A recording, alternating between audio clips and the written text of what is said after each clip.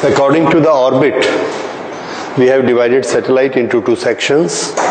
एक तरह के सैटेलाइट होते हैं जिनको जियो स्टेशनरी कहते हैं और दूसरे पोलर होते हैं, जियो स्टेशनरी एंड पोलर। तो पहले देखते हैं जियो स्टेशनरी किसको कहते हैं। Geo means earth, stationary means not moving with respect to earth. ये अर्थ है और अर्थ की एक्सिस ऐसी है और इस एक्सिस पर अर्थ रोटेट हो रही है।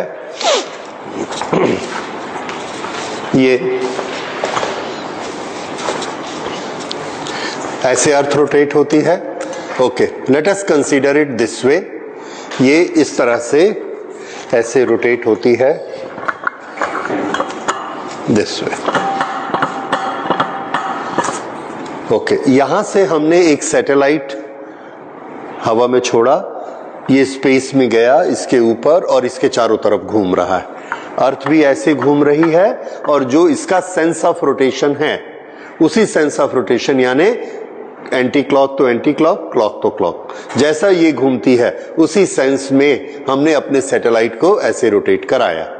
ओके, अब इस तरह से रोटेट कराया कि इसका जो टाइम पीरियड है, टाइम पीरियड का फॉर्मूला हमको पता है, that time period square is proportionate two cube of the distance. ऐसा होता है। ओके, अगर हम रेडियस को बढ़ाते जाएं यानी ये डिस्टेंस को बढ़ाते जाएंगे तो टाइम पीरियड इसका बढ़ता चला जाएगा। इसका रेडियस बढ़ाते बढ़ाते हमने इतना कर दिया कि इसका टाइम पीरियड एग्जैक्ट 24 आवर्स हो गया। यानी यहां से ये चलेगा और फिर यहां पर घूमकर पहुंचा और टाइम कितना हो गया? 24 आवर्स। इस समय यहां पर हम खड़े हैं, ठीक हमको अपने सिर के ऊपर ये सैटेलाइट दिखता है। 6 घंटे बाद अर्थ घूम गई और अर्थ घूमकर ऐसे यहां पर आ गई। 6 आवर्स में यहां आ गई 90 डिग्री।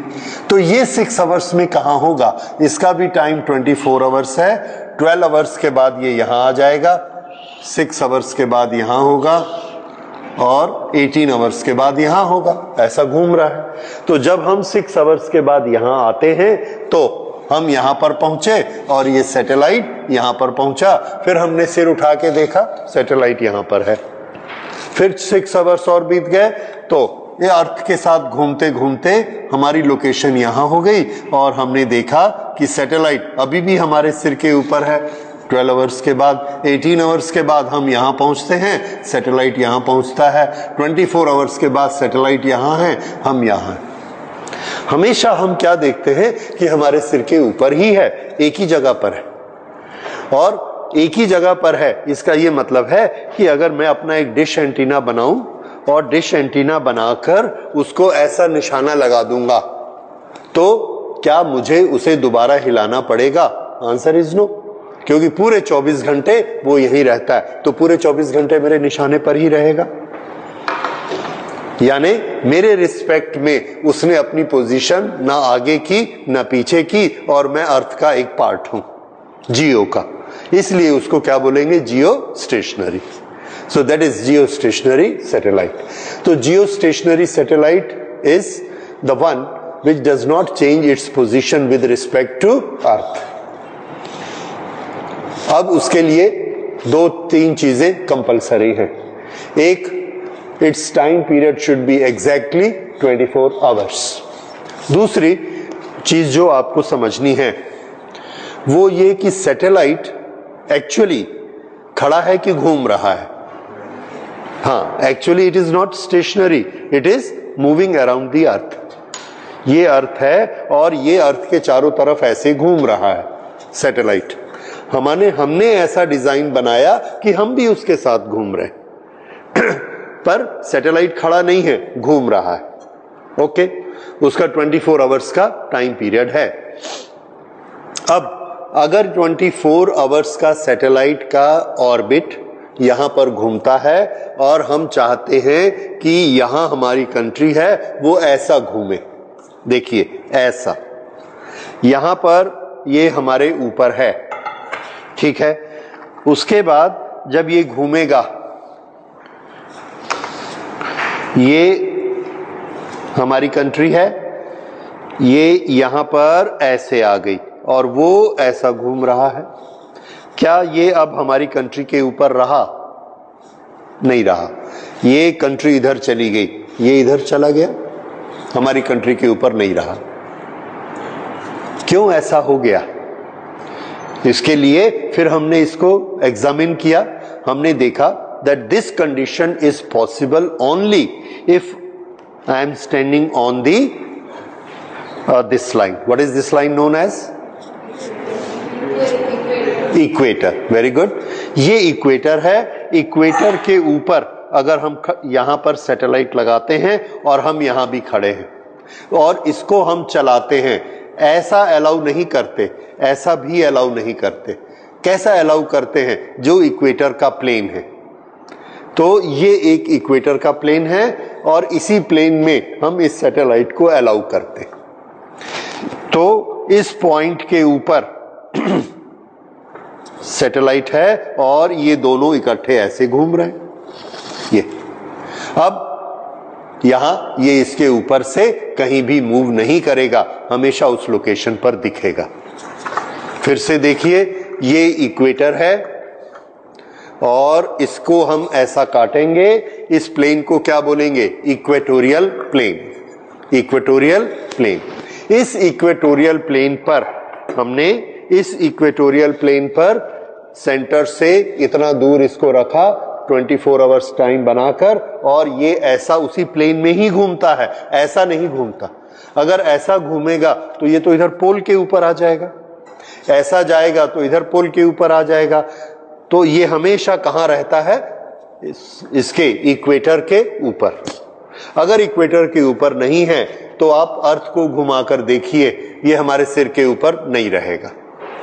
ये यहां पर है, ये तो अर्थ तो ऐसा ही घूमती है, और इसको अगर ऐसा नहीं घूमना है, ऐसा घूमना है, तो इसकी जगह बदल जाएगी, अर्थ की जगह बदल जाएगी।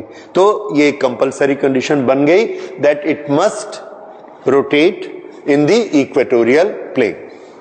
तो ये इधर या इधर नहीं जा सकता, एक ही प्लेन में इसको रहना है। दूसरा, इसका डिस्टेंस कितना होना चाहिए कि इसका टाइम पीरियड 24 आवर्स हो।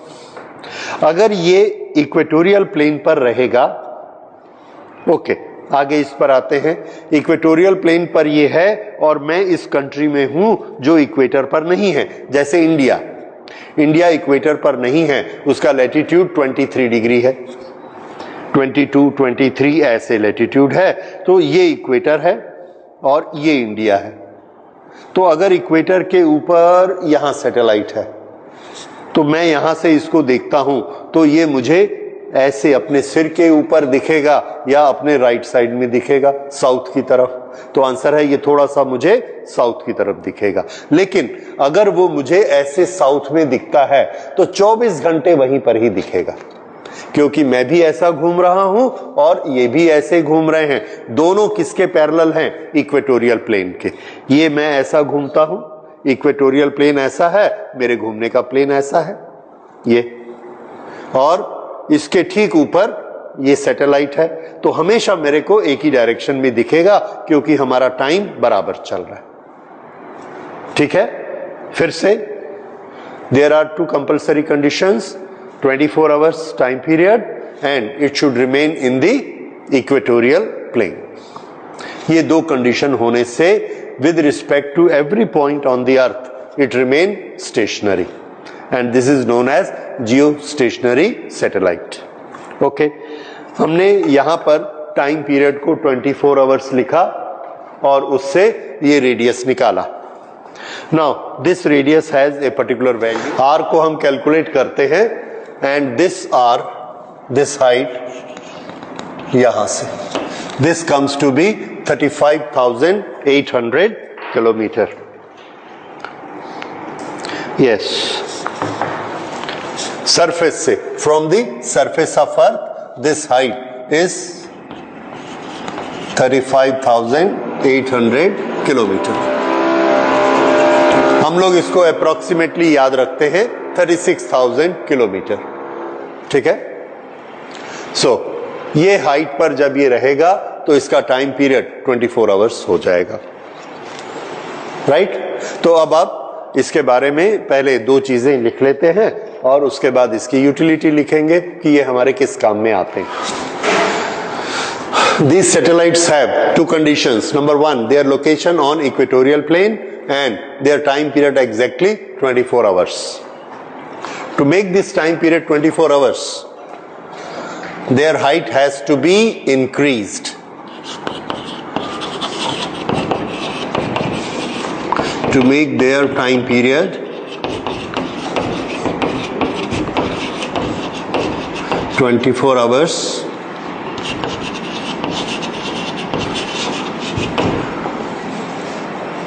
the height has to be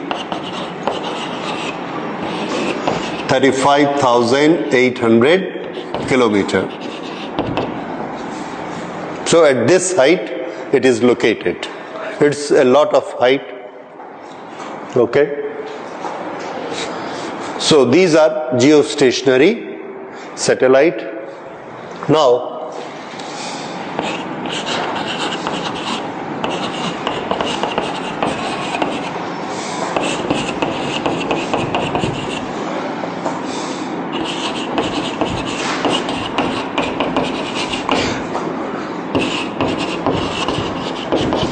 with respect to any point on the earth, their location remain stationary.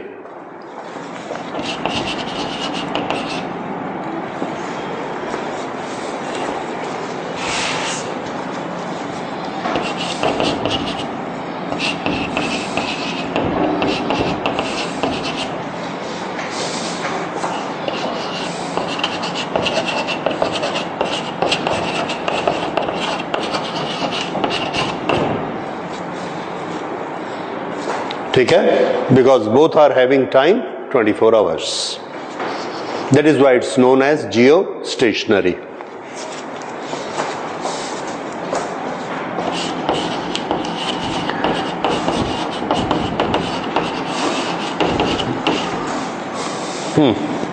Now we will see अगर ये हमारे किस काम में आता है. This is the most useful thing we are using practically. हम यहाँ पर हैं, ये यहाँ है, यहाँ से अगर कुछ रेज आती हैं यहाँ हम उसको रिसीव करते हैं अपने एंटीना में. अर्थ तो घूम रही है, अर्थ घूमकर यहाँ चली गई, हमने अपना एंटीना अभी भी ऊपर रखा हुआ है, तो हम क्या देखते हैं, अभी भी रेज आ रही हैं क्योंकि ये यहाँ पर आ गया ठीक उसके ऊपर. तो हम इससे कंटिन्यूअसली सिग्नल रिसीव कर सकते हैं और अर्थ के घूमने का उस सिग्नल पे कोई इफेक्ट नहीं पड़ता क्योंकि ये अर्थ के साथ साथ ऐसा घूमता जाता है. So we can always receive the signals from this. Signal receive करना किस प्रोसेस में होता है, कम्युनिकेशन में. So we are using it for communication. हम इसको सिग्नल पहले भेजते हैं और वहां से सिग्नल रिसीव करते हैं. So these satellites are communication satellites. हमने ऐसे स्टेशन बनाए हुए हैं, ट्रांसमिशन स्टेशंस, जहां से एंटीना लगाकर सिग्नल को यहां पर भेजते हैं. In communication chapter you will study that we are sending signal from any one place. यहां से हमने इसको सिग्नल भेजा, यहां डिश एंटीना सेट किया और ये दोनों एक दूसरे के रिस्पेक्ट में अपनी डायरेक्शन नहीं चेंज करते, इसलिए एक बार हमने एंटीना सेट कर दिया, परमानेंट सेट हो गया. ये भी घूमेगा, ये भी साथ साथ घूमेगा, यहां से कंटिन्यूअस सिग्नल इसको जाता रहेगा. ठीक है, जैसे हमने सिंगापुर में स्टेशन लगाया, उधर सेट किया, स्टार टीवी वहां से ट्रांसमिट होता है. यहां हम अपने घर के छत पर एक डिश एंटीना लगाते हैं जो इसकी डायरेक्शन में रहती है, जिसकी एक्सिस, और यहां से वेव्स को सिग्नल्स को रिसीव करते. अब अर्थ ऐसे घूम गई, हमको कोई फर्क नहीं पड़ा क्योंकि ये जब यहां आ गई तो ये भी यहां आ गया, ये जब यहां आ गया हमारा घर यहां पहुंच गया तो ये सैटेलाइट भी यहां आ गया. इसलिए इसको जियो स्टेशनरी बोलते हैं. और ये किस काम में आता है, फॉर कम्युनिकेशन। और कम्युनिकेशन से हम लोग जितने काम मर्जी ले लें, अपने टेलीफोनिक कम्युनिकेशन करते हैं, टीवी की कम्युनिकेशन करते हैं, एजुकेशन के लिए कम्युनिकेशन करते हैं, डिफेंस के लिए कम्युनिकेशन करते हैं, all the sectors are using communication. ठीक है, so that is why it is very important and these are known as communication satellites.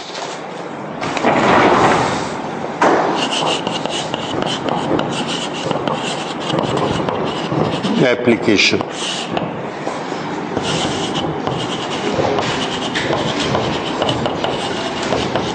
communication,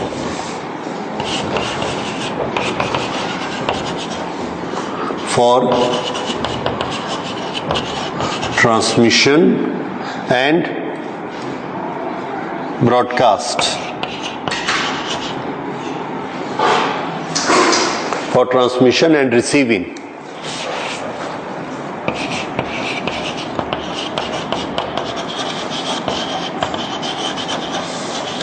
electromagnetic signals को हम इसे ट्रांसफर कर सकते हैं और यहां से रिसीव कर सकते हैं continuously. So it is their main utility, इसके लिए हम इसको यूज कर सकते हैं। So these are geo stationary satellites. इन सैटेलाइट्स को छोड़ते कैसे हैं, यहां ऑर्बिट में ये कैसे पहुंचते हैं? तो इसको ऑर्बिट में पहुंचाना 36,000 किलोमीटर हाइट पर, that is hell of a job. This is a very difficult job कि इतनी 36,000 किलोमीटर, अर्थ का रेडियस कितना होता है 6,400, ओनली 6,000, और इसने कितनी हाइट पर जाना है 36,000, उससे 6 गुना ज्यादा। इतनी डिस्टेंस में जाके इसका टाइम पीरियड 24 आवर्स होता है और हम इसे पहुंचाते, तो कैसे पहुंचाएंगे? हमने पढ़ा है एस्केप वेलोसिटी। अगर हम उतनी वेलोसिटी इसको दें तो ये अर्थ के बाहर पहुंच जाएगा, और थोड़ी सी वेलोसिटी और दे देंगे तो इसके पास इतनी एनर्जी हो जाएगी कि अर्थ के ग्रेविटेशनल फील्ड के ऊपर पहुंचकर उसके बाद भी ये चलता रहेगा, चलता चलता चलता 36,000 पे पहुंच जाएगा। बट इसके लिए हमारे पास बहुत स्पेशल इंजन्स होने चाहिए, इतने पावरफुल इंजन होने चाहिए कि वो इसको लेकर बाहर निकाल सके। वो पावरफुल इंजन दुनिया में बहुत कम देश बनाते हैं, नहीं बनाते, और इतनी टेक्नोलॉजी किसी के पास नहीं है। इंडिया के पास भी नहीं थी, लेकिन इंडिया ने हेल्प लेनी चाहिए।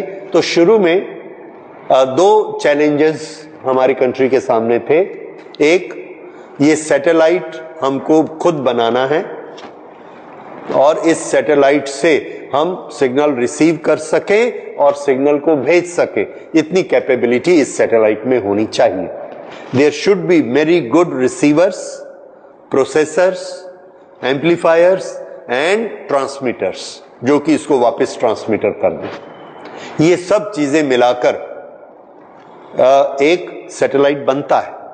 उस सैटेलाइट को वहां पर सालों तक रहना है तो उसको पावर चाहिए, उसके पास बैटरी होती है, बैटरी हमेशा चार्ज होनी चाहिए।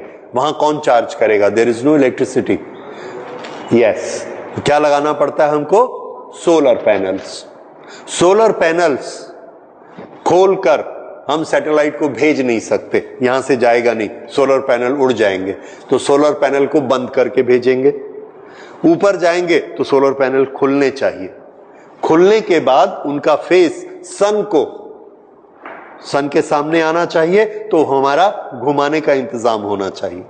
इस तरह से छोटे छोटे छोटे छोटे बहुत सारे काम होते हैं एक सैटेलाइट में, उसको ऑर्बिट में सेट करने के लिए। अगर वो ऑर्बिट से थोड़ा सा डिस्टेंस ज्यादा हो गया तो ऑर्बिट बड़ी होते होते होते निकल जाएगा, थोड़ा सा भी छोटा हो गया तो कम होते होते अर्थ पे वापस आ जाएगा। So it has to be very very exact. इतने सारे प्रॉब्लम्स होते, तो ये एक चैलेंज था, इंडिया ने ये चैलेंज लिया and very successfully they have made many satellites. और अब इंडिया की इतनी कैपेबिलिटी हो गई है कि हम अपने लिए तो सैटेलाइट बनाते हैं, दूसरों को बेचते भी हैं। इसके बाद हमारे साथ एक प्रॉब्लम थी कि उस सैटेलाइट को ऑर्बिट तक पहुंचाना, इतनी जोर से उसको धक्का देना कि 36,000 किलोमीटर चला जाए। That was a problem. और इसके लिए जो इंजन लगते थे, उसमें जो फ्यूल लगता था, रॉकेट का चैप्टर हमने पढ़ा है, एक ऐसा फ्यूल होना चाहिए जो बहुत स्पीड से जले, तब जाकर उसका डेल्टा एम इंटू वी, ये हमने पढ़ा था। और इतना ज्यादा उसका रेट ऑफ बर्निंग होना चाहिए कि उसमें वेलोसिटी आ जाए कि वो इतनी ऊपर चला जाए। ऐसे इंजन की एक टेक्नोलॉजी डेवलप हुई थी, क्रायोजेनिक इंजन।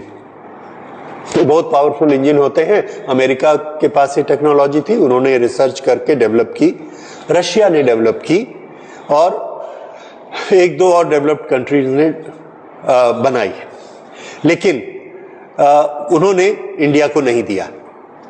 जो भी उनके पॉलिटिकल रीजन थे, न्यूक्लियर पावर से रिलेटेड थे, और they did not want India to progress that much. उनको फेथ नहीं था इंडिया पे, तो उन्होंने नहीं दी। अगर नहीं दी तो हम ये सैटेलाइट नहीं छोड़ सकते। तो यहां तक आवर गुड फ्रेंड रशिया, हम लोगों ने सैटेलाइट बना लिया, रॉकेट तैयार हो गया, उनसे एग्रीमेंट हो गया कि वो हमको फ्यूल देंगे, पर जब छूटने का टाइम आया तो अमेरिका के प्रेशर में उन्होंने भी मना कर दिया कि हम नहीं देंगे।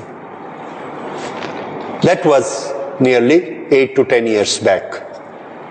तो उस समय फिर जो भी हमारी पॉलिटिकल बॉडीज थी, सब ने बैठकर ये डिसाइड किया, टू हेल्प विद देम, हम अपना फ्यूल बनाएंगे। और उस समय स्टार्ट किया। It took 6 to 8 years to develop cryogenic fuel, लेकिन हम लोगों ने अपना फ्यूल बना लिया। और अब हमारे पास रॉकेट में इतनी ताकत है कि हम 36,000 किलोमीटर तक उसको भेज सकते हैं। अब हमारे पास इतने अच्छे डिजाइन हैं कि हम अपने सैटेलाइट खुद बना लेते हैं। अब हमारे रॉकेट में इतनी ताकत आ गई है कि हमने उसको अर्थ के बाहर भेजा, चलाया, और मार्स तक पहुंच गया, मंगल ग्रह तक पहुंच गया। ठीक है। So Indian science has developed that much.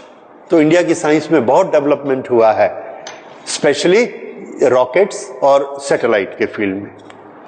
अभी हमारे satellite one of the best satellites और चीपेस्ट सैटेलाइट्स होते हैं। तो जितनी कंट्रीज, डेवलपिंग कंट्रीज हैं, वो सब अपने ऑर्डर्स इंडिया को देती, अपने सैटेलाइट बनाने के लिए और अपने सैटेलाइट लॉन्च करने के लिए। तो हम अपने रॉकेट से लॉन्च करते। पहले हमको लॉन्च करने के लिए भी दूसरे देश में जाना पड़ता था। सैटेलाइट अपना बनाते थे, न्यू गुयाना में जाते थे और वहां के लॉन्चिंग पैड से करते थे। अब हमने श्रीहरिकोटा में और वहां पर अपना लॉन्चिंग पैड बना लिया है, वहां से जाता है। और हमारे देश में अपना ही क्रायोजेनिक फ्यूल बनता है, अपने ही सैटेलाइट बनते हैं, और अब हमारी ये कैपेसिटी हो गई है कि हम ये सैटेलाइट छोड़ सकते हैं, लॉन्च कर सकते हैं। सो this is the progress India has made. अच्छा, इसमें रेडियो वेव्स यहां से हम भेजते हैं सिग्नल्स के लिए, वहां से जो सिग्नल्स आते हैं वो भी रेडियो वेव से आती हैं। उनकी फ्रीक्वेंसी नियरली 2 to 10 मेगाहर्ट्ज होती है। इसके बारे में और डिटेल में आप लोग क्लास 12 में पढ़ेंगे जब कम्युनिकेशन हम लोग करेंगे। यहां हम सिर्फ उसका ज्योग्राफिकल पार्ट पढ़ रहे हैं। Okay, so we use it for sending radio waves, receiving it, broadcasting it back to the earth. Right, अब ठीक है, ये वाले जो सैटेलाइट होते हैं, इनके लिए इंडिया ने जो सीरीज स्टार्ट की, that is known as INSAT, Indian satellite INSAT. आपने सुना होगा कभी कभी इनसेट 1, इनसेट 2, इनसेट 3, एक के बाद एक जो सैटेलाइट हमने भेजे। Right, so these are communication satellite, इसकी न्यूज आती रहती है। उसके बाद दूसरे तरह के सैटेलाइट देखिए। ये कौन से सैटेलाइट हैं? जियो स्टेशनरी। इसकी कंडीशंस आपको याद हो गई, 24 आवर्स, और किस में रहना है, कौन से प्लेन में? इक्वेटोरियल प्लेन में रहना है। Height 35,800 from the surface of earth. Application communication. How do we communicate? We send the radio waves reflected from there and these satellites, India has its own capability to launch the rockets, to raise them in the orbit, to settle them in the orbit, and to manufacture the satellite. All these are done by India. Okay, ये जो spaceship जाता है, satellite बनता है, इसमें जो aluminium लगता है वो यहां बनता है बाल्को में। इस तरह से देश के हर कोने कोने से सामान आता है और उससे हमारा बनता है। So we are proud of that phenomena. Okay, दूसरी तरह के जो सैटेलाइट होते हैं, दोज आर पोलर सैटेलाइट्स।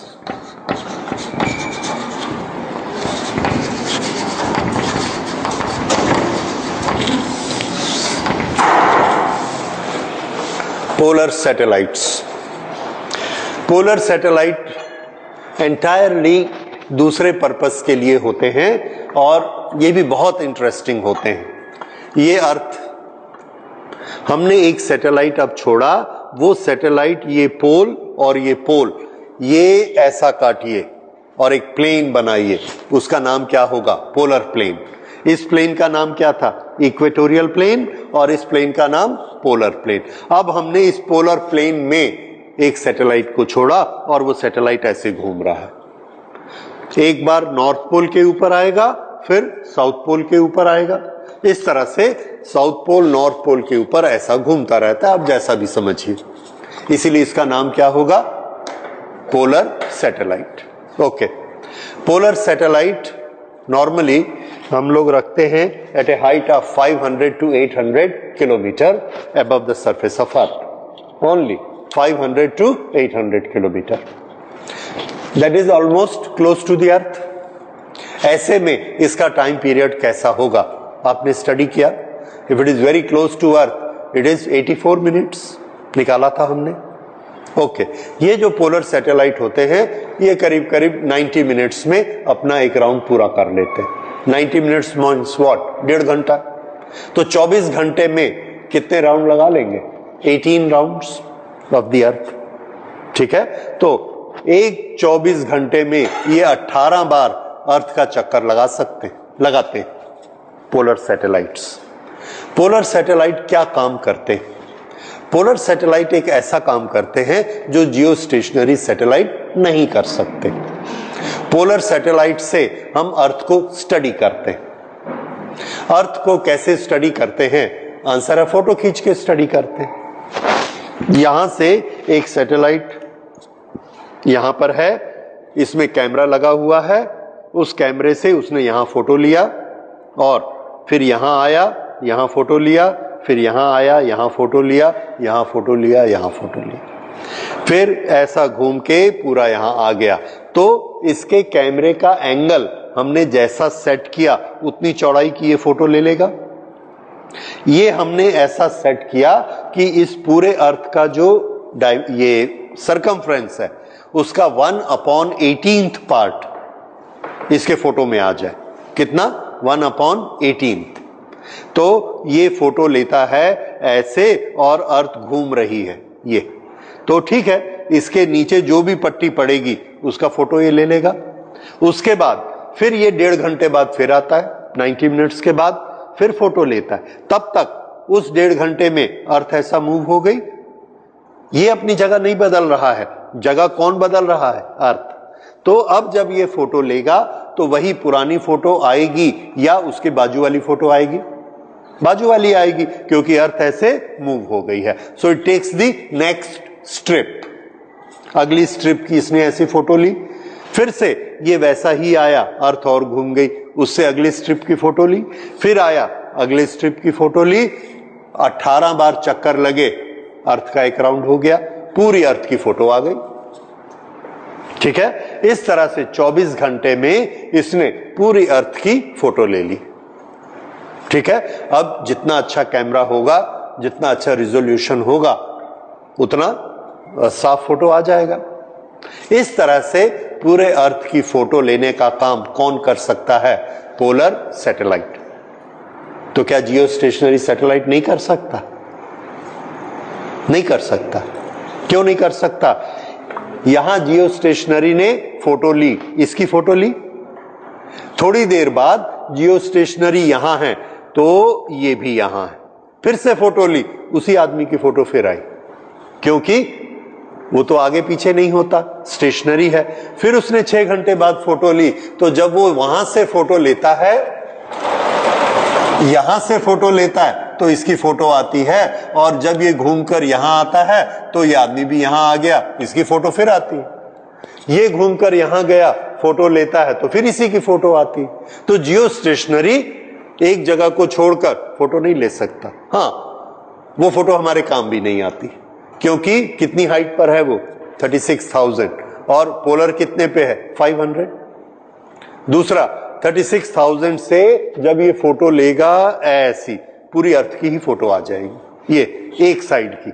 लेकिन जिस साइड की आएगी उसी साइड की फिर से आएगी, उसी साइड की फिर से आएगी, उसी साइड की फिर से आएगी, और वो इतनी ज्यादा, ये इतना ज्यादा उसमें कंटेंट्स होंगे कि उसको हम बड़ा करके क्लैरिफाई भी नहीं कर सकते। तो इसलिए फोटो लेने के काम तो वो आता ही नहीं।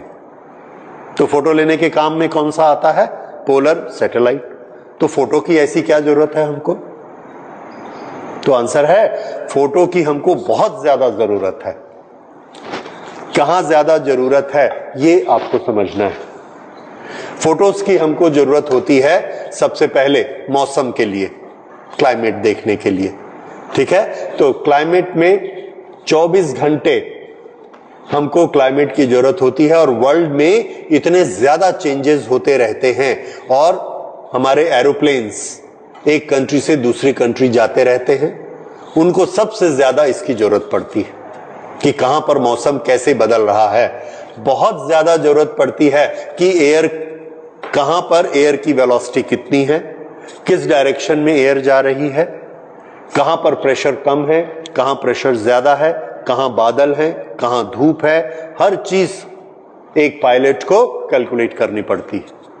तो पायलट का मोबाइल हमेशा उसमें वो पेज सेट रहता है जिस पेज से हम हमेशा अर्थ का फोटो देखते रहते हैं, और उसमें क्लाउड्स का फोटो भी देखते रहते हैं। ओके, मेरा मोबाइल नहीं है, आई विल शो यू, उसमें भी वो पेज है। एक टैब दबाओ, इंडिया के ऊपर का पूरा फोटो आ जाएगा कि वहां पर बादल कैसे कैसे कहां कहां पर है, कहां कितना प्रेशर है, कहां कितनी एयर की स्पीड है, एवरीथिंग। और ये सब डाटा हमको कहां से मिलता है, पोलर सैटेलाइट से, ठीक है। इसके बाद ये एक हुआ कम्युनिकेशन, ठीक है। तो इससे हम क्लाइमेट को देखते हैं, मौसम को देखते हैं। दूसरा, हम इसको यूज करते हैं अर्थ में किस किस तरह के चेंजेस हो रहे हैं। जैसे अगर हमसे पूछा जाएगा बाढ़ आई है तो कितने एरिया में बाढ़ आ गई है, उसके लिए अगर आप ऊपर से फोटो लें तो आपको पता लग जाएगा कितने एरिया में पानी है, कितना एरिया सूखा है। तो उसमें गांव-गांव जाके आप पता नहीं लगा सकते कि बाढ़ कहां आई है, फोटो लेंगे उससे पूरा पता लग जाएगा। तो नेचर के ऐसे जो भी हादसे होते हैं उसके फोटोग्राफ हमको सैटेलाइट से मिल जाते हैं। इसके बाद एग्रीकल्चर में हम इसको यूज करते हैं, फॉरेस्ट डिपार्टमेंट में यूज करते हैं। हम लोग सब क्या सुनते हैं, फोटो देखते हैं कि फॉरेस्ट बहुत कम हो रहे हैं। किसने नापा है फॉरेस्ट को कि बहुत कम हो रहे हैं? हम इक्का दुक्का एक्सपीरियंस करते हैं जहां रहते हैं कि भाई मैं पहले आया था 10 साल पहले तो यहां खूब घना जंगल था, अभी आया अभी कम पेड़ दिख रहे हैं तो जंगल कट गया। लेकिन पूरे कंट्री का एक data banana, that is a very difficult job, क्योंकि सबको कंपाइल करना होता है कि कम तो हुआ, कितना कम हुआ। ये सैटेलाइट हमको डेली पिक्चर देते रहते हैं। हमने एक समय की पिक्चर ली, फिर उससे 1 साल पुरानी पिक्चर ली, फिर उससे 1 साल पुरानी पिक्चर ली, उन सबको कंपेयर किया। उन सबको कंपेयर करने से आपको पता लग जाएगा कि यहां पर पहले कितना हरा था, अभी कितना है। तो इस तरह से फॉरेस्ट का कंसंट्रेशन कितना है वो इससे हम पता लगा लेते हैं इस सैटेलाइट से। कोई भी नदी अपनी दिशा बदल रही है, सूख गई है, अपनी डायरेक्शन उसने ऐसा बदल ली है, रास्ता बदल लिया है, इससे पता चल जाएगा। इस तरह से हम ज्योग्राफी में इसको बहुत यूज करते हैं, एग्रीकल्चर में इसको बहुत यूज करते हैं, मौसम के लिए बहुत यूज करते हैं, क्लाइमेट के लिए बहुत यूज करते हैं, और उसके बाद अर्थ पे जो चेंजेस हो रहे हैं उसके लिए भी यूज करते हैं, सर्वेलेंस के लिए यूज करते हैं, यानी चौकीदारी के लिए भी यूज करते हैं। अर्थ के अंदर जो मेटल होता है, सरफेस के अंदर मेटल, वहां से अगर हम ऐसी रेज भेजें, फोटो लेने की बजाय ज्यादा फ्रीक्वेंसी की स्ट्रॉन्ग रेज भेजें, एक्सरे टाइप की रेज भेजें जो कि सरफेस को पेनिट्रेट कर जाएंगी। एक्सरे तो नहीं भेजते क्योंकि वो ह्यूमन बॉडी के लिए डैमेजिंग हो सकती, पर अगर हम ज्यादा फ्रीक्वेंसी की रेज भेजें, एक पर्टिकुलर मेटल उसको वापस ट्रांसमिट करेगा, दूसरा कुछ होगा तो वो एब्जॉर्ब हो जाएंगी। तो जहां जहां से वो ट्रांसमिट होंगी हमको पता लगेगा कि वहां पर वो मेटल है। ठीक है, इस तरह से हम पता लगा सकते हैं। यूरेनियम से हमेशा रेज निकलती रहती हैं, एक पर्टिकुलर फ्रीक्वेंसी की रेज निकलती। अगर हमने उसका सेंसर सैटेलाइट में लगाया और वो सैटेलाइट इसके ऊपर से ऐसा गया, अर्थ के ऊपर से ऐसा गया, जब वो यहां पर होता है, एक पर्टिकुलर जगह पर होता है, तो उसका कैमरे में बीप बीप होता है कि वो फ्रीक्वेंसी यहां आ रही है। फिर बाकी जगह नहीं आई, यहां पर फिर आई, तो हमको क्या पता लग जाएगा, यहां पर जमीन के अंदर यूरेनियम है। इस तरह से डिफरेंट मिनरल्स हम पता लगा सकते हैं। फसल के बारे में, एग्रीकल्चर के बारे में, कितनी एग्रीकल्चर हुई, तो सबसे आसान है। बरसात के दिन में कैमरा घूमेगा, जितना पोर्शन हरा दिखेगा वहां फसल है, जो ब्राउन दिखेगा वहां फसल नहीं। तो हम फसल के बारे में पता लगा सकते हैं, मिनरल्स के बारे में पता लगा सकते हैं, वाटर बॉडीज के बारे में पता लगा सकते हैं, फॉरेस्ट के बारे में पता लगा सकते हैं। ये पूरी इंफॉर्मेशन हमको किससे मिलती है? सैटेलाइट डाटा से मिलती है। ठीक है, तो ये हम लोगों ने अपने इसरो में, जो इंडियन साइंटिफिक रिसर्च ऑर्गेनाइजेशन है, उसमें ये सब डाटा एनालिसिस होते रहते हैं। And we have a very big department and that is bank of all the informations. वहां से अलग अलग डिपार्टमेंट को ये इंफॉर्मेशन दी जाती है and all this comes from polar satellites. तो ये पोलर सैटेलाइट का काम होता है। Is the point clear? तो जियो स्टेशनरी कम्युनिकेशन के काम में आता है और पोलर सैटेलाइट इंफॉर्मेशन के काम में आते हैं। So these are the two satellites. तो पोलर सैटेलाइट के लिए थोड़ा सा नोट कर लेते हैं। पोलर सैटेलाइट कौन होते हैं, कहां होते हैं? तो ये जो जो चीजें हमने डिस्कस की थी, इस सब जगह क्लाइमेट की studies, aviation, aeroplane, forestry, agriculture, water bodies, नदी नाले तालाब कैसे हैं, मिनरल्स कौन से कहां पर होते हैं, ओशिनोग्राफी, समुद्र में कहां तूफान उठ रहे हैं और कैसे ऊपर नीचे हो रहे हैं उसके बारे में, और डिफेंस सर्विलेंस। डिफेंस सर्विलेंस, जासूसी के लिए ये सैटेलाइट बहुत यूज किए जाते हैं और सभी देश एक दूसरे के सेना पे नजर रखते हैं। फोटोग्राफ्स आएंगे तो जब भी मूवमेंट होते हैं, बहुत बड़े मूवमेंट होते हैं, जैसे अगर हमको किसी नेबरिंग कंट्री पर अगर लड़ाई करने की नियत होती है तो सिर्फ नियत से नहीं होता है, हमको वहां पे 1000 टैंक भेजने पड़ेंगे, 1 लाख सैनिक भेजने पड़ेंगे। सब कैसे जाएंगे? ट्रक्स में भर के, उनके खाने पीने का सामान जाएगा, उनके लड़ने का सामान जाएगा, तो बहुत बड़े बड़े कैरवान बनते और ये दूसरे देश के सैटेलाइट में उसकी फोटो आ जाती है, उनको पता लग जाता है। एक दिन फोटो देखेंगे, फिर अगले दिन फोटो देखेंगे, फिर अगले दिन फोटो देखेंगे, उनको पता लग जाएगा किस डायरेक्शन में आगे जा रहे हैं, क्योंकि फोटो आगे बढ़ती जाएगी। इस तरह से किसी भी देश की सेना हिलती है तो दूसरे सब देशों को पता लग जाता है कि मूवमेंट हो रहा है। ठीक है, तो ये सब चीजें हर एक के पास उसके तरीके भी रहते हैं। It's a very vast subject. Army के जो मूवमेंट होते हैं तो वो दिन में नहीं चलते, रात में ही चलते। उसके बाद वो सब कैमोफ्लेज करके, जो उन्होंने एनसीसी किया होगा उनको पता होगा, कैमोफ्लेज करते मतलब अपने को छिपा कर चलते ताकि ऊपर की फोटो से पता ना लग सके। हम ये इससे नेक्स्ट स्लाइड के हाइड आउट की फोटोज नहीं ले पाते। क्यों नहीं ले पाते? क्योंकि वो पेड़ों के नीचे ही बनाते हैं हाइड आउट, तो सैटेलाइट से उनके फोटो नहीं आते। नहीं तो हमको क्लियर पता लग जाता कि कहां पर नेक्स्ट स्लाइड्स ने अपने अड्डे बनाए हुए, नहीं पता लगा पा रहे क्योंकि उनको भी टेक्नोलॉजी मालूम है और वो पेड़ों के नीचे ही अपने अड्डे बनाते हैं। दिन में मूव नहीं करेंगे, रात को मूव करेंगे, गाड़ियां पेड़ के नीचे खड़ी करेंगे, तो कहीं से भी पता नहीं लगता है। यही टेक्टिक सब आर्मी में सिखाई जाती है और सर्वेलेंस करने वालों के अपने तरीके होते हैं, उनसे छिपने वालों के अपने तरीके होते हैं। एनीवे, बट हम सिर्फ ये पढ़ रहे हैं कि इस सैटेलाइट का एक यूज सर्वेलेंस के लिए भी होता है और इसीलिए ज्यादा प्राइवेसी रखना मुश्किल होता है। One can not do. जासूसी में ये सब पता लग जाता है कौन सा मूवमेंट कैसा हो रहा है। ठीक है, तो ये हो गए पोलर सैटेलाइट। अच्छा, ये दो तरह के सैटेलाइट्स हमने पढ़े। ग्रेविटेशन के बारे में पढ़ा। एक छोटी सी चीज ग्रेविटेशन की है जो हम ऑलरेडी स्टडी कर चुके हैं, and that is weightlessness. Weightlessness क्या है? तो आंसर है वेटलेसनेस एक एक्सपीरियंस है, एक सेंसेशन है जो आदमी को होता है। सेंसेशन बेसिकली क्या होता है? तो सेंसेशन वेट होता है, एक वेट का एक सेंसेशन होता है। अगर वो सेंसेशन होना बंद हो जाए तब जो फीलिंग हमको आती है उसको वेटलेसनेस कहते हैं। तो वो वेटलेसनेस कैसे क्रिएट होती है? तो जब वेट का कारण हट जाता है, वेट का रीजन हट जाता है। वेट का रीजन क्या है? Gravitational force due to earth. तो जब हम सरफेस के ऊपर जाएंगे ग्रेविटेशनल फोर्स कम होता चला जाएगा, because the distance is increasing. A point will come where there is no gravitational force, तो अर्थ हमको अपनी तरफ नहीं खींचेगी।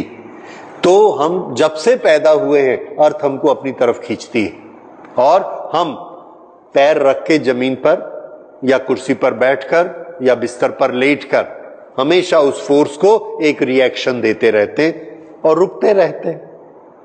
ठीक है, कहीं भी हम रहेंगे हमेशा अर्थ की तरफ हम दबाए जाते हैं। अर्थ हमारी बॉडी को ऊपर की तरफ दबाती है। ये जो दबाने का फोर्स है इसी को क्या कहते हैं? वेट।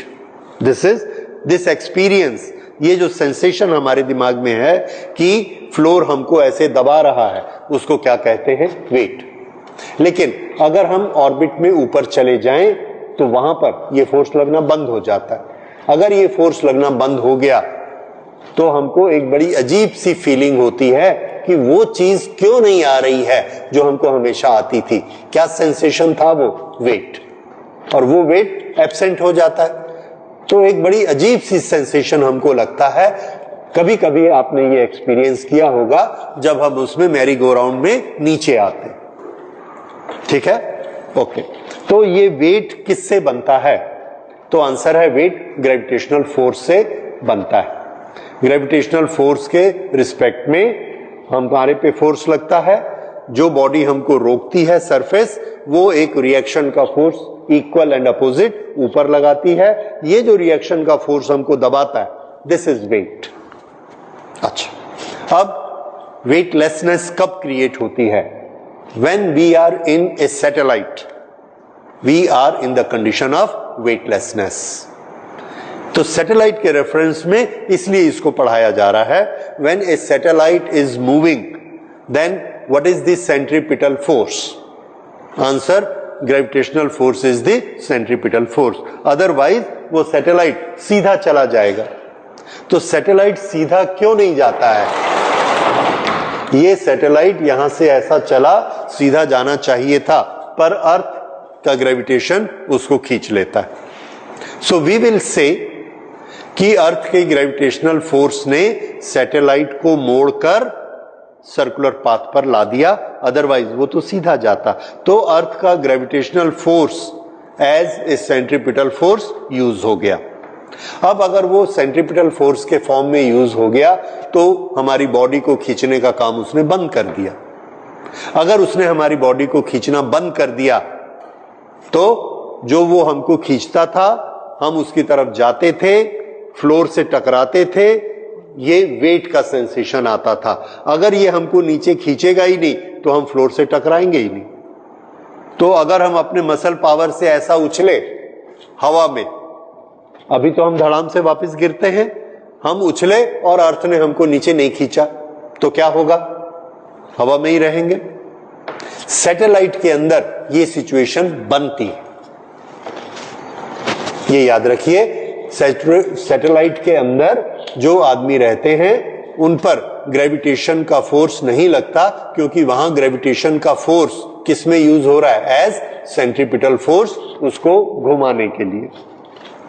दूसरे तरीके से हम इसको ऐसे एक्सप्लेन कर सकते हैं, ये एक्सप्लेनेशन का एक तरीका है। दूसरा तरीका, जब सैटेलाइट सर्कुलर पाथ में घूमेगा तो उस पर एक सेंट्रीफ्यूगल फोर्स लगेगा। सेंट्रीफ्यूगल फोर्स हम प्रैक्टिकली देखते हैं कि जब हम किसी पत्थर को घुमाते हैं तो पत्थर बाहर की तरफ रेडियली आउटवर्ड एक फोर्स लगाता है, जिसको क्या बोलते हैं? Centrifugal force. जब सैटेलाइट ऐसा घूम रहा है, उसके साथ कोई रस्सी नहीं बंधी है, कौन सा फोर्स है जो उसको ऐसे मोड़ता है? ग्रेविटेशन का फोर्स।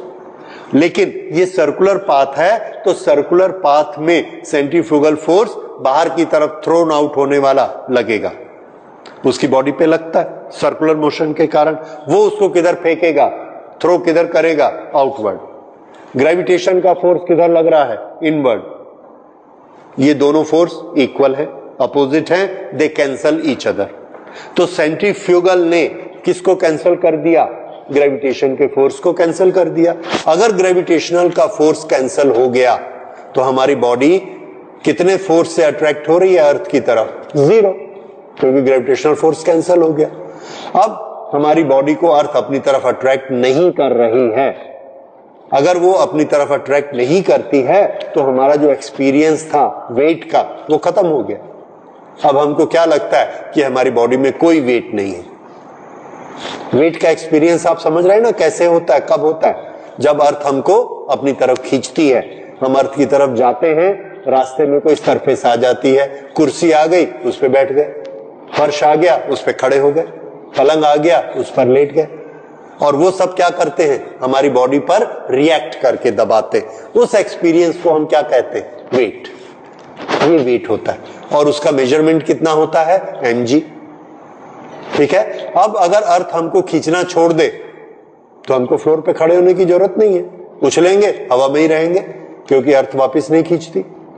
तो वो जो फ्लोर हमको दबा रहा था, वो एक्सपीरियंस अब हमको दबाने का नहीं मिल रहा है, तो हम क्या बोलेंगे? हम वेटलेसनेस की कंडीशन में आ गए। यही चीज कहां पर हो रही है? सैटेलाइट में।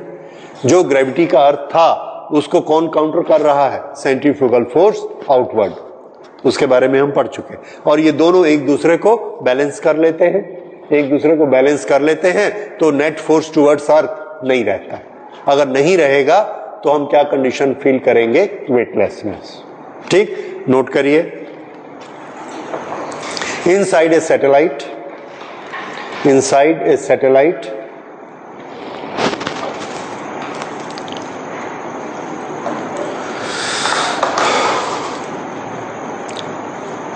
the force of gravitation is cancelled by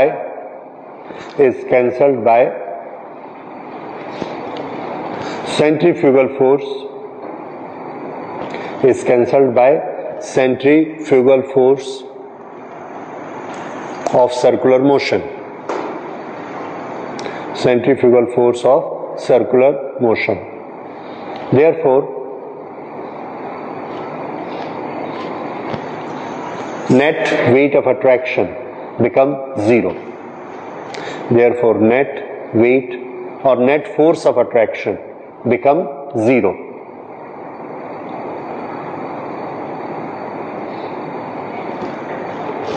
This condition of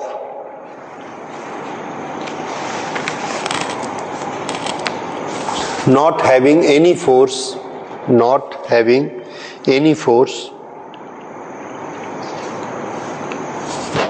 due to earth, not having any force towards earth, is called weightlessness.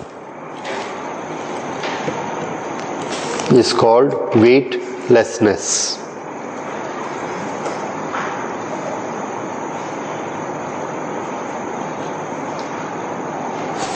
ठीक है। And therefore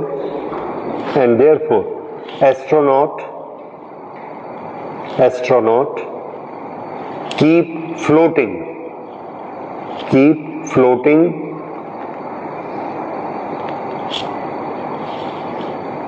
inside the spacecraft oblique satellite.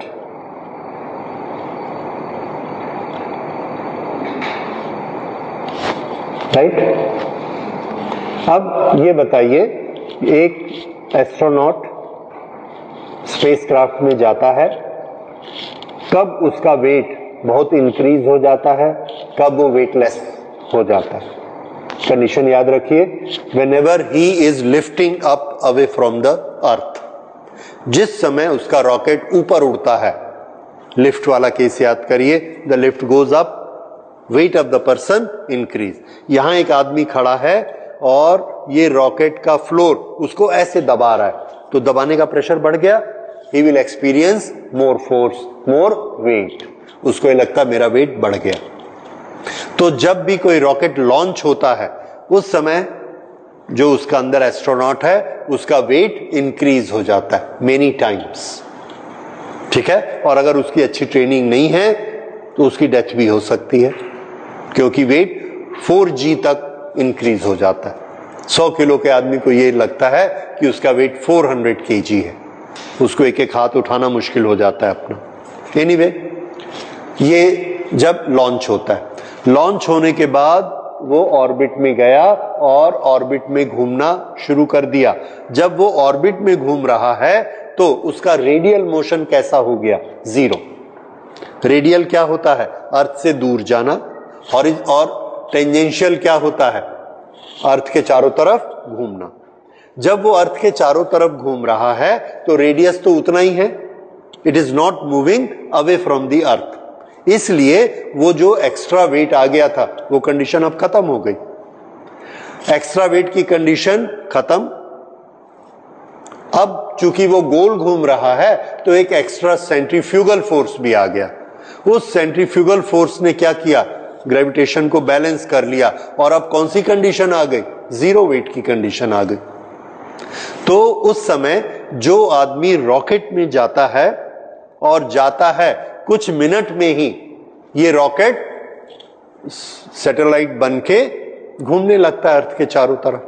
अब जब भी इस तरह का लॉन्च होता है, अभी कुछ दिन पहले हुआ था, तो आप देखेंगे कि वो चालू करते हैं श्रीहरिकोटा से, रॉकेट लॉन्च हुआ, सब साइंटिस्ट बैठे रहते हैं, देखते हैं मॉनिटर पे, रॉकेट लॉन्च होता है और कुछ मिनट के बाद ही वो अर्थ का चक्कर लगाना शुरू कर देता है।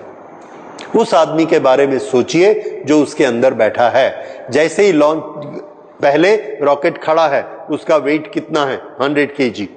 जैसे ही वो उड़ता है उसका वेट बढ़ के कितना हो जाता है? 400 kg। और 1-2 मिनट के अंदर वो सैटेलाइट पहुंच गया अपनी ऑर्बिट में और उसने घूमना शुरू कर दिया। उसका वेट क्या हो गया? 0। तो 0 टू पहले 100 to 400, 400 to 0, so many variations are there। अगर किसी आदमी का वेट इतनी जल्दी जल्दी चेंज करेंगे तो उसके ब्लड पे, उसके हार्ट पे, हर चीज पे बहुत ज्यादा इफेक्ट होता है। So a person has to be very very strong to go in that as astronaut. Okay, तो वेट की कंडीशन किस समय क्या होती है ये आपको समझ में आ गया। Not in motion, W, when it moves up it makes 3W, 4W, 5W, and when again it is in the orbit this becomes 0 due to centrifugal and gravity का फोर्स। अगर हम उसको स्पीड को बढ़ाकर और बाहर निकाल दें, स्पेस में चला गया, अब वो मार्स की तरफ जा रहा है स्ट्रेट, अब उसका वेट क्या होगा? तो जब वो स्पेस में जाता है उसका वेट फिर से 0 हो जाता है, 0 ही रहता है। क्यों 0 रहता है? क्योंकि वहां पे g की कोई वैल्यू नहीं होती, स्मॉल g बिकम 0। डिस्टेंस इतना ज्यादा हो जाता है कि अर्थ का फोर्स वैसे ही खत्म हो गया, तो उसको बैलेंस करने के लिए सेंट्रीफ्यूगल की जरूरत नहीं है, क्योंकि वो खुद ही नहीं बचा। ठीक है, तो जब तक अर्थ का इफेक्ट रहता है वो थोड़ा सा वेट एक्सपीरियंस करता है। बीच में एक ऐसा एरिया आता है जब अर्थ का ग्रेविटेशनल फील्ड और दूसरे प्लेनेट का ग्रेविटेशनल फील्ड दोनों एक दूसरे को बैलेंस कर लेते हैं, वहां पे एग्जैक्टली उसका वेट 0 होता है. So these are the different conditions of weightlessness. Gravitation का चैप्टर खत्म हो जाता है. Let me see if there are certain numericals we can make, otherwise we will proceed to the next chapter. Okay, ये एक question देखिए. This is 8.12 NCERT का. ये बताता है a rocket is fired from the earth toward sun. A rocket is fired from Earth towards Sun. At what distance from Earth's center is the gravitational force on the rocket become 0? क्यों 0 होगा? जाते जाते अर्थ से सन की तरफ जा रहा है, रास्ते में उसका वेट 0 हो जाएगा. वेट 0 कब होता है? ग्रेविटेशनल फोर्स 0 हो जाए. ग्रेविटेशनल फोर्स 0 क्यों होगा? तो इसका आंसर है the gravitational pull due to earth and gravitational pull due to sun, they become equal and opposite. At that distance the gravitational force will become exactly 0 and the person will become weightless. अब question सुनिए. Rocket is fired earth towards sun. At what distance from earth centre the gravitational force on the rocket become 0. और data दिया है mass of the sun, mass of the अर्थ. ठीक, okay. तो इसको अब हम शुरू करते हैं. Okay, let's make it here.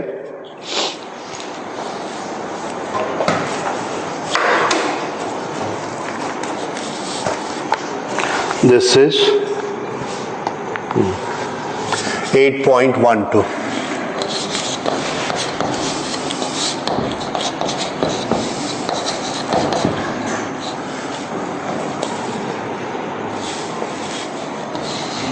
Earth, Sun, at this distance somewhere the weight become 0 and we have to find out this distance. ये कितना डिस्टेंस है? डाटा हमको क्या क्या दिया गया है? At what distance from the mass of the sun?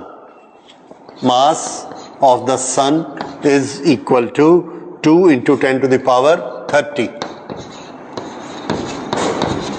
kg. Okay.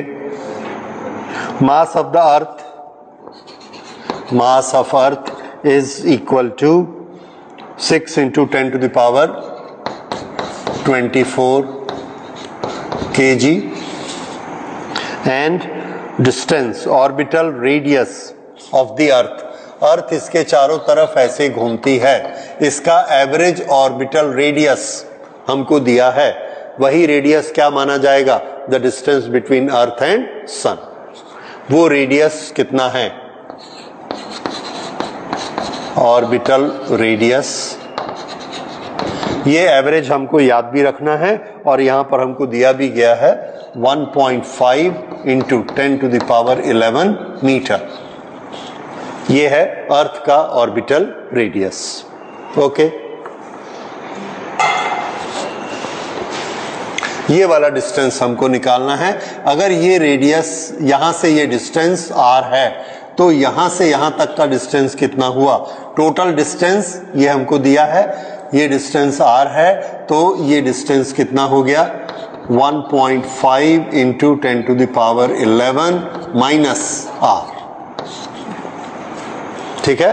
अब यहां पर अगर ये वेटलेसनेस की कंडीशन में है तो दोनों तरफ का फोर्स बराबर होना चाहिए. तो हमको सिंपली ग्रेविटेशनल फोर्स का फॉर्मूला यूज करना है और बीच में क्या लगा देना है? Equal. Force by earth is equal to, ये मान लीजिए पॉइंट P है, तो at point P, at point P force by earth is equal to force by sun. और अब आप इसको बना सकते हैं. आप बनाइए. देखिए G, पहले ना अल्जेब्रिकली इसको सॉल्व करिए. G mass of the earth into mass of the person, this person और this satellite divided by R square. और इससे जो फोर्स लग रहा है ये फोर्स कितना होगा, G mass of sun, mass of that body divided by this 1.5 into 10 to the power 11 minus r square. This is the force by sun, this is force by earth, and they are equal in magnitude, opposite in direction. So they are equal in magnitude. पहले ऐसा करके जितने cancellation होते हैं कर लीजिए। हमको निकालना क्या है, r। कैंसिलेशन करने के लिए ये कैंसिल हो गया, ये कैंसिल हो गया,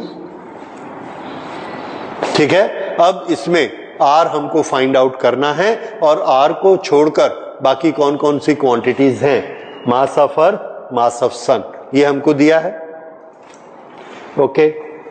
और सिर्फ r बचेगा। Now you can find out, now it is a mathematics and you can always find it out, okay. तो इसको आप कैलकुलेट कर सकते हैं एंड कर लीजिए। We go to the next question. इसका आंसर दिया है बुक में 2.6 into 10 to the power 8 meter।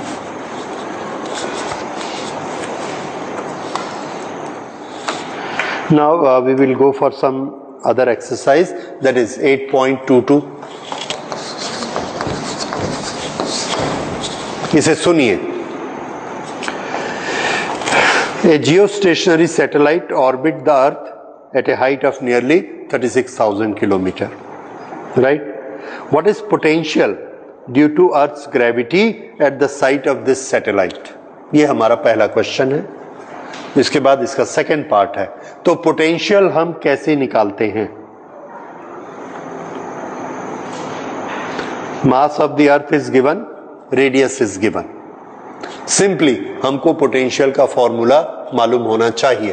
तो हमें यह दिया गया है कि अर्थ से, यहां से, सरफेस से कितना दूर है,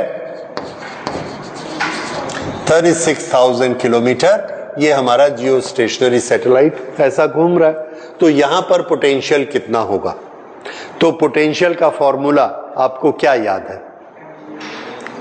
no, that is difference in potential energy. हम बोल रहे हैं पोटेंशियल एनर्जी का formula, potential energy is equal to -gmm upon r। ये पोटेंशियल एनर्जी का फॉर्मूला होता है। अब इसमें हमको किसकी वैल्यू मालूम है और किसकी नहीं मालूम। तो कैपिटल G एक कांस्टेंट है, उसकी वैल्यू हमको पता है। कैपिटल M क्या है? Mass of the earth. It is given to us, mass of the earth is 6 into 10 to the power 24। Okay, capital G की वैल्यू बताइए क्या होती है? अपना कॉपी देख के बताइए। मिली 6.67 into 10 to the power -11।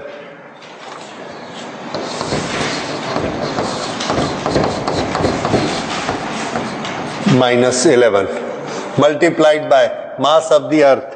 Mass of the earth is given in the question. It is 6 into 10 to the power 24. 6.0 into 10 to the power 24. This is mass of the earth. Then mass of the satellite,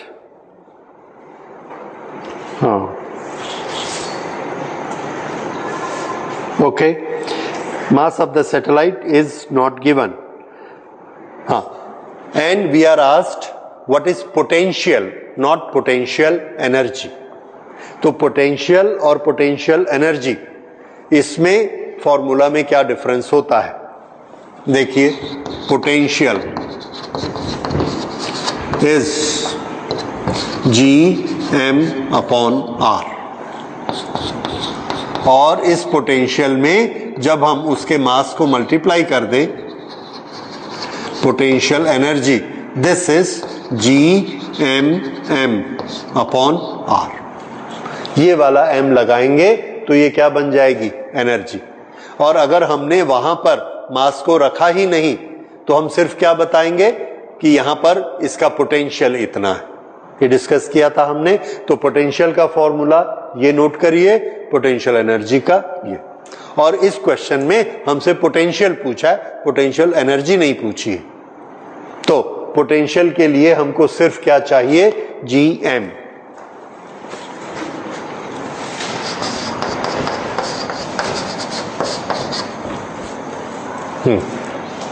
तो अब आपके पास G की value ये है, M की value ये है, divided by R। R की वैल्यू क्या रखेंगे, 36,000 किलोमीटर ये है, 6,400 किलोमीटर ये है। तो कितना हो गया टोटल, सेंटर से 6 ऐड कर दीजिए, 42,400 42,400 किलोमीटर। और किलोमीटर को हमने मीटर बनाया 10 to the power 3 ये। So this becomes the potential. कौन सा पोटेंशियल, ग्रेविटेशनल पोटेंशियल।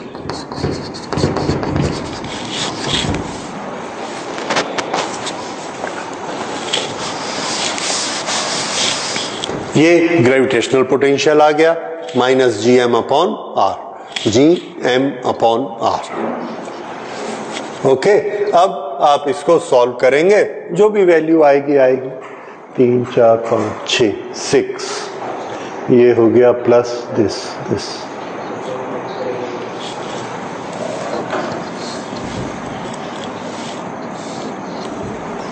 ठीक। सो दिस इज ग्रेविटेशनल पोटेंशियल और ये उसका फॉर्मूला। क्या आप बता सकते हैं इसकी यूनिट क्या होगी पोटेंशियल की? यहां पर देखिए, ये क्या चीज है, एनर्जी। एनर्जी का यूनिट क्या होती है, जूल। तो इसकी यूनिट क्या है, जूल। इसमें अगर हम ये वाले m से डिवाइड कर दें तो ये क्या बन जाएगा, minus Gm upon r, potential बन जाएगा। किससे डिवाइड करना पड़ेगा, मास। मास का क्या, kg। तो यूनिट इसकी क्या बनी, जूल अपॉन kg, जूल पर kg। ठीक है, तो ये पहले नहीं हुआ था, इसको अभी कर लीजिए, जूल पर kg। तो ये भी जो हमारा आंसर आएगा ये कितना आएगा, जूल पर kg। ठीक है, और ये आंसर दिया गया है बुक में। This comes to be 9.4 into 10 to the power 6।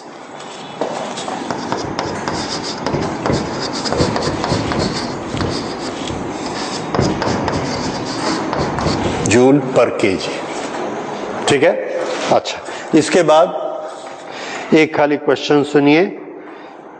A rocket is fired vertically from the surface of Mars with a speed so much 20% of initial energy is lost due to Martian atmosphere. How far will the rocket go from surface of Mars before returning to it? इसे कैसे बनाएंगे? A rocket is fired vertically from surface of Mars with speed of 2 km per second. तो हम शुरू में उसको energy देते हैं, किस फॉर्म में एनर्जी देते हैं, काइनेटिक एनर्जी के फॉर्म में। ये हम ले रहे हैं 8.25।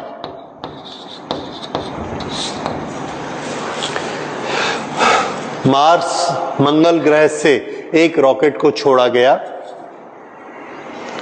With A speed of 2 kilometre पर सेकेंड, 2000 मीटर पर सेकेंड। ये हमको क्या दी गई है, वेलोसिटी। ठीक, 20% of initial energy is lost. वो तो कोई प्रॉब्लम नहीं है, अगर इसके पास इनिशियल एनर्जी कितनी होगी हम हमेशा निकाल सकते हैं। इनिशियल एनर्जी हाफ mv² बन जाएगी, इससे हाफ mv²। m को m ही रख दीजिए, मास ऑफ द प्लैनेट। ओके, इसका 20% लॉस हो गया। अगर 20% लॉस हो गया तो बचा कितना? 80%। ये एनर्जी उसके पास है। इस एनर्जी से वो ऊपर जाता है और जाते जाते एक जगह जाकर रुक गया। क्यों रुक गया? एनर्जी खत्म हो गई। वहां पर जहां इसकी एनर्जी खत्म हो गई, ये सारी एनर्जी किस में कन्वर्ट हो गई? पोटेंशियल एनर्जी में। काइनेटिक एनर्जी किस में कन्वर्ट होती है? हाँ, जब बॉडी दूर जाती है अंडर ग्रेविटेशनल फोर्स तो ये पोटेंशियल एनर्जी में कन्वर्ट होती है। तो ये ऊपर जाके क्या बन गई होगी? Potential energy. और पोटेंशियल एनर्जी का फॉर्मूला क्या है? ये, ठीक है। तो ऊपर जाकर हमने पोटेंशियल एनर्जी इसकी लगाई और वो हो गई half mv² is equal to minus gm for the mass into m upon r। ये किसका फॉर्मूला है? Potential energy. ये किसका फॉर्मूला है? Kinetic energy. काइनेटिक एनर्जी क्या बनती है? Potential energy. पर इसके पास पूरी काइनेटिक एनर्जी अवेलेबल नहीं थी, तो इसके साथ क्या था? 80%। ठीक है, ये है अवेलेबल काइनेटिक एनर्जी और ये है कन्वर्टेड पोटेंशियल एनर्जी। अब इधर देखिए, हमको निकालना क्या है? कितना डिस्टेंस पे जाके ये बैलेंस हो गई, खत्म हो गई एनर्जी। वो डिस्टेंस यहां कहां है? बताइए। आर। वो डिस्टेंस क्या है? आर। क्योंकि आर पर जाकर वो एनर्जी काइनेटिक के बराबर हो गई तो खत्म हो गई।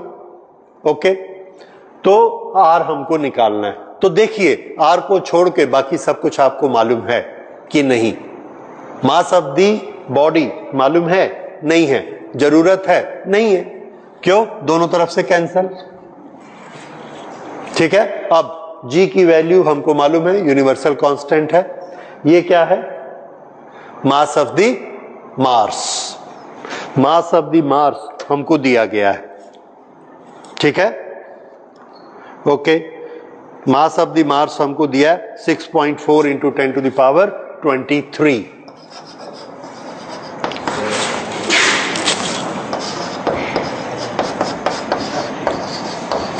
सो this is known, this is also known to us. उसको हमने इनिशियल वेलोसिटी कितनी दी? ये v। This is also known to us. अब इस इक्वेशन को देखिए, कितने अननोन हैं? एक। निकल जाएगा। समझ में आया? तो हमने प्रिंसिपल क्या लगाया? कैलकुलेशन की बात, कैलकुलेशन की कोशिश मत करिए, मैथमेटिक्स की क्लास हम नहीं कर रहे हैं, फिजिक्स की बात करते हैं कि हमने कौन सा प्रिंसिपल लगाया। हमने प्रिंसिपल ये लगाया कि whenever a body leaves a planet in the vertical direction, then its mechanical energy remain constant. The kinetic energy goes on converting to potential energy. तो जिस पॉइंट पर जाकर ये रुक गया, उस पॉइंट पर उसके पास कौन सी एनर्जी है? पोटेंशियल। वो एनर्जी कहां से आई? जो कि शुरू में क्या थी? Kinetic energy. वो जाकर क्या बन गई? पोटेंशियल। और वो बॉडी रुक गई। इस तरह से काइनेटिक से पोटेंशियल का कन्वर्शन हुआ तो हमको इक्वेशन मिला। फिजिक्स के न्यूमेरिकल में हमारा टारगेट क्या रहता है? इक्वेशन निकालना। तो इक्वेशन हमको क्या मिला? Kinetic energy initially is equal to potential energy at the top. अब बाकी सब छोटी छोटी डिटेल है कि काइनेटिक एनर्जी में 20% लॉस हो गया तो हो गया, हमने 80% ले लिया काइनेटिक एनर्जी का। और हमको जो क्वांटिटी आर चाहिए थी वो फॉर्मूले में आनी ही चाहिए। तो वो किस फॉर्मूले में आ रही है? पोटेंशियल एनर्जी के फॉर्मूले में आ रही है। इससे हमको आर की वैल्यू मिल जाएगी। ठीक है, तो इस तरह से आपको ग्रेविटेशन के न्यूमेरिकल्स मिलेंगे। राइट। तो आपको फॉर्मूलास क्या क्या याद रखने हैं? स्मॉल जी का फॉर्मूला क्या होता है? G M upon R on the surface of earth. इसके कन्वर्शन की जरूरत पड़ेगी। पोटेंशियल एनर्जी का फॉर्मूला, पोटेंशियल का फॉर्मूला, ये दोनों याद रखिए। इसके बाद सैटेलाइट जब अर्थ के चारों तरफ घूमता है उसके ऑर्बिटल वेलोसिटी का फॉर्मूला याद करिए। उसके टाइम पीरियड का फॉर्मूला याद करिए। इस तरह से जितने फॉर्मूले हमने पढ़े हैं उसका एक फॉर्मूला बैंक बना के ग्रेविटेशन के सारे फॉर्मूले याद करिए। उसके बाद आप देखेंगे कोई भी न्यूमेरिकल 2 लाइन से बड़ा नहीं होता है जो हम लोगों को आता है, ठीक है। और यही आएगा, दूसरे प्लेनेट पे चले गए तो ठीक है, दूसरे प्लेनेट के लिए उसका मास ले लेंगे, उससे बन जाएगा। सो this is all about gravitation, and with this we have completed gravitation chapter, we have completed part 1 book and now we can start part 2। तो अगली क्लास से